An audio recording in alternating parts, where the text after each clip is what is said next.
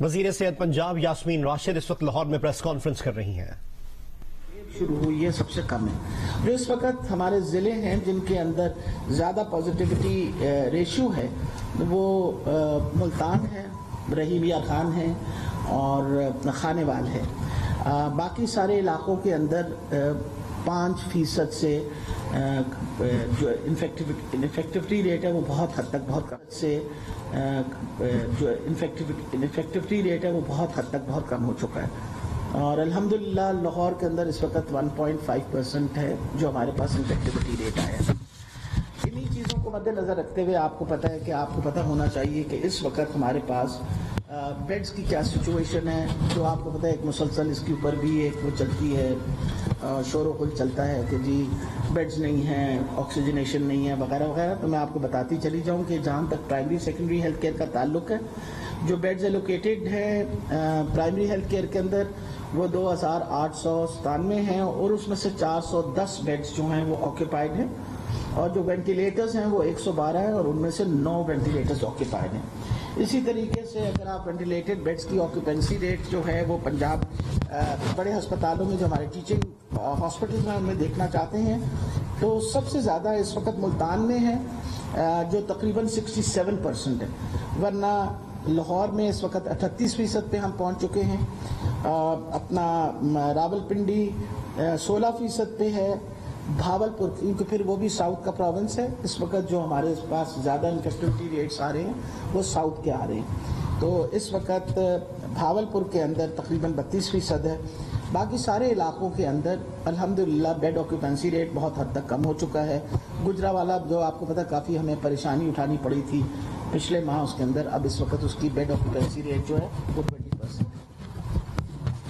اس کے علاوہ آپ اگر دیکھیں تو اپنا یہ جہاں تک سچویشن ہے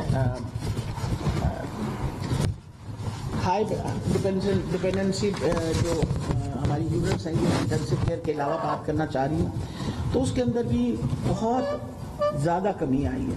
اس وقت اگر ہمارے پاس دیکھا جائے تو ملتان کے علاوہ 54% ملتان ہے، باقی سب جو ہیں وہ 40% سے بیڈ آکیوپینسی جو ہے وہ کم ہے.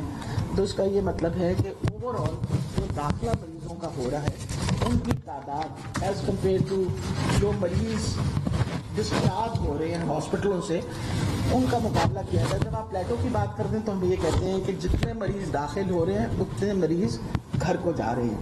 اس کا یہ فائدہ ہوتا ہے کہ آپ کے ہاسپٹلس کے اوپر یہ جو بیڈ آکیوپینسی ہے وہ مینٹین ہوتی ہے. لیکن الحمدللہ پچھلے ایک ہفتے کے اندر دیکھا گیا ہے کہ تعداد مریضوں کی جو صحت یاب ہو کے گھر جا رہے ہیں ان کی تعداد بڑھ گئی ہے، اور اسی کی وجہ سے اب گراف پلیٹو سے آہستہ آہستہ نیچے کی طرف آ رہا ہے، جو ایک بڑی خوشائن بات ہے. اور ہمیں اللہ تعالیٰ کا شکر ادا کرنا چاہیے.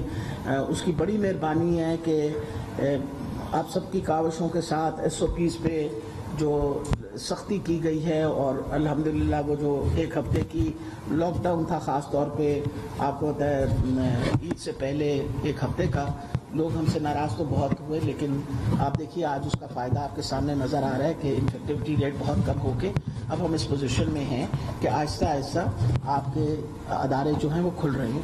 اسمارٹ لاک ڈاؤن اس وقت میں اگر آپ کو بتاؤں تو صرف اس وقت ملتان کے اندر ایریاز جو ہیں وہ 6 ایریاز انڈر لاک ڈاؤن ہے اور تقریباً 736 پاپولیشن انڈر لاک ڈاؤن ہے.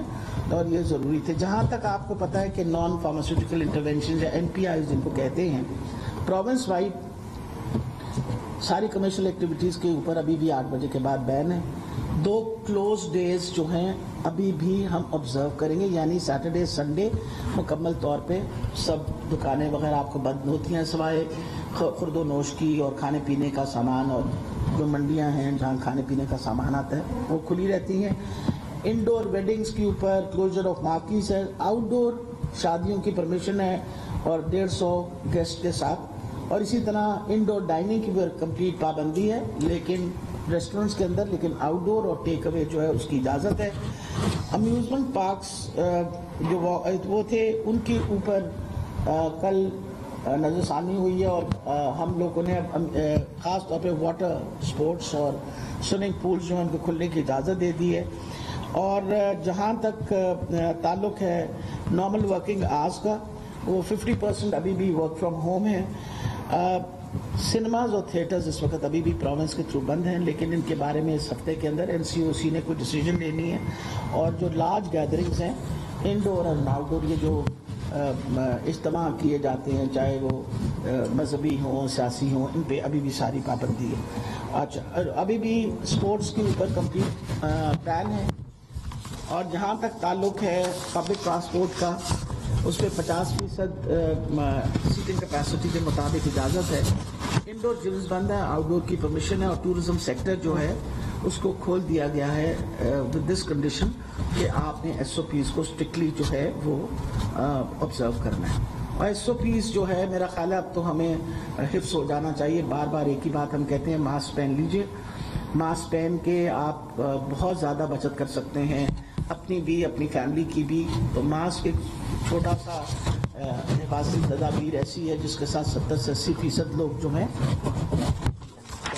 70 سے 80% لوگ جو ہیں وہ اس وقت جو ہیں وہ ان کو ہم بچا سکتے ہیں فرام دس انفیکشن اگر آپ انفیکشن جو ہے وہ کر دیں. اب آ گیا جہاں تک مسئلہ ہے ویکسینیشن کا. ہمیں بھی سب کو پتا ہے اور اب آپ سب کو بھی میرا خیال ہے بہت حد تک آپ اس بات کو مان گئے ہیں کہ اگر ہم دو چیزیں کریں، SOPs جو ہیں ان کو پراپرلی مینٹین کریں اور ویکسینیشن کے سلسلے کو بڑھا دیا جائے، تو اللہ تعالیٰ خیر کرے اگلے 3-4 مہینے کے اندر اگر ہم بہت بڑی تعداد لوگوں کی ویکسینیٹ کر دیں تو انشاءاللہ اس وبا پہ قابو پانے میں بہت ہماری مدد ہوگی. اس وقت ہمارے پاس جو ویکسینز اویلیبل ہیں حکومت کے پاس، وہ ہمارے پاس سائنو فارم ہے، سائنو ویک ہے، ایسٹرازینیکا ہے اور کنسائنو ہے. یہ ویکسینز ہیں. اس سے پہلے سائنو فارم لگ رہی تھی، آج کل سیکنڈ ڈوز، میں ریپیٹ کر رہی ہوں، آج کل سیکنڈ ڈوز سائنو فارم کی لگ رہی ہے. تو مہربانی کر کے لوگ آ کے سینٹرز پہ اس بات کی ضد نہ کیا کریں. کئی دفعہ لوگ آ کے اس بات پہ ضد کرنا ہم نے فلاں ویکسین لگوانی ہے، وہ والی ویکسین لگوانی ہے. تو میں آپ کو بتاتی چلی جاؤں، ویکسین ایک ہی قسم کی فرسٹ ڈوز میں لگے گی. اس وقت ہمارے سارے سینٹرز کے اندر سائنو ویک شروع ہو گئی ہے. اس سے پہلے ایسٹرازینیکا چل رہی تھی، اب سائنو ویک شروع ہو گئی ہے. صرف اور صرف سیکنڈ ڈوز جو ہے وہ سائنو فارم کی لگ رہی ہے، کیونکہ لوگوں کو جن کو پہلی ڈوز لگ چکی ہے بہت ضروری ہے کہ ان کو ان کی سیکنڈ ڈوز بھی لگ جائے. جہاں تک ویکسینیشن کے سٹاک کا تعلق ہے تو میں آپ کو بتاتی چلی جاؤں کہ ابھی بھی ہمارے پاس جس رفتار سے ہم ویکسینیشن دے رہے ہیں ہمارے پاس سٹاک موجود ہے. اور نیا اس وقت ہمارے پاس 14 لاکھ کے قریب ویکسین جو ہے ہمارے پاس اس وقت ہمارے سٹاک میں موجود ہے. اور جس طرح ہمیں آ رہا ہے، سب سے بڑی جو خوشخبری ہے وہ تو آپ لوگوں کو آلریڈی پتہ چل گیا ہے کہ فارمولیشن اور پیکیجنگ کنسائنو کی یہاں پاکستان کے اندر ہو رہی ہے. اور اس کی وجہ سے ایک بہت بڑی تعداد ویکسین کی جو ہے وہ پاکستان کی نیشنل انسٹیٹیوٹ آف ہیلتھ جو ہماری لیبز ہیں اسی میں پروڈیوس ہو رہی ہے. اور اس کا فائدہ یہ ہوگا کہ انشاءاللہ جو پہلا سٹیپ ہے ویکسین بنانے کی، فارمولیشن ایک کمپلیکیٹڈ سٹیپ ہوتا ہے، سیکنڈ والا وہ آلریڈی پاکستان نے اس پہ مکمل کام کر کے اور وہ اس وقت فیل ہو رہا ہے.